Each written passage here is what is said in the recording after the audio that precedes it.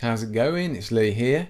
In this video I'm going to be checking out this. This is the Behringer U-Phoria UM2.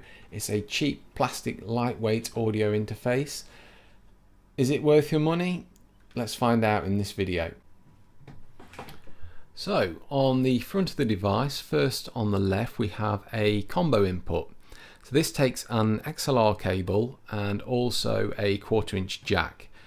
There are a couple of indicator lights relating to this input. There is the signal light. Now this flashes green, and as you increase the gain it gets more intense.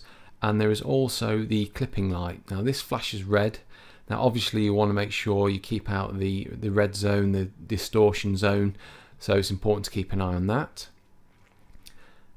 The second input is called the instrument input. This allows you to put electric guitar or bass guitar, something like that. Has the same indicator lights as on the first input. There is the direct monitor switch. Now when active, this allows you to listen back to whatever you're recording through input 1 and 2 via the headphones. It's really low latency, it's virtually in real time, and I'm really impressed by that.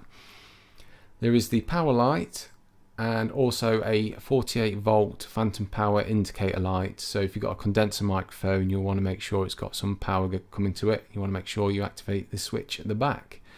So in terms of the back, you have a couple of outputs, RCAs. So if you want to hook this up to an amplifier, you can.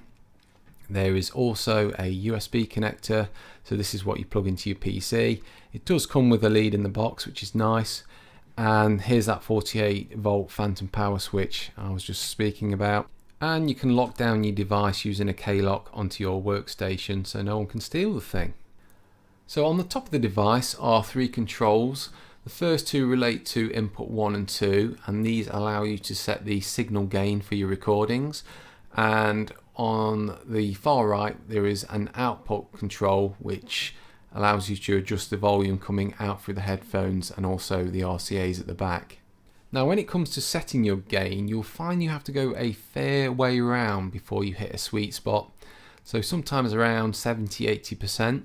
Now you want to make sure you keep an eye on your clipping light because you don't want to go into the red, it'll just ruin your recording.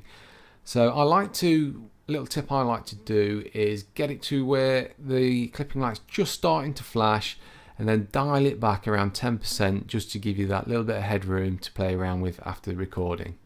So in terms of build quality, well, this thing is pretty much 100% plastic, but that's not necessarily a bad thing. It feels really solid, everything is positioned nicely, it doesn't feel like anything's going to fall apart or drop off. It's really light. I weighed it earlier on. I think it was only around 250 grams, and it just feels overall really solid. I could quite happily shove this in a bag knowing that it's going to come out pretty much as it went in. In terms of recording, the UM2 can record at a maximum resolution of 48 kHz. It's not the highest around, but I would say it's fine for everyday tasks. Perfect for podcasts or if you want to throw down a guitar riff, something like that. In terms of weaknesses, I would say the biggest weakness is probably the ZenX mic preamp. It's fine, but as you do start to get around to over 50% with the gain, you do start to hear the noise floor creeping in, a little bit of hiss, a little bit of noise. But again, for everyday tasks and for what this thing costs, you can't really grumble at that at all. If you're looking to record directly into a mobile, the UM2 works perfectly. I fired up FL Studio Mobile, put some vocals down, and it sounds great. So there we have it, that's the UM2. I'm currently recording on the UM2 right now as we speak. And you should be able to hear that it sounds virtually the same as this. This is what I did a majority of the review on. This is the U-Phoria UM2, the bigger brother. In terms of functionality, they have exactly the same spec. It's just that this thing's slightly better made. It's made of metal and costs slightly more. So would I recommend the UM2? Absolutely. I think it's a really nice entry-level audio interface that for very little money packs a hell of a lot of punch.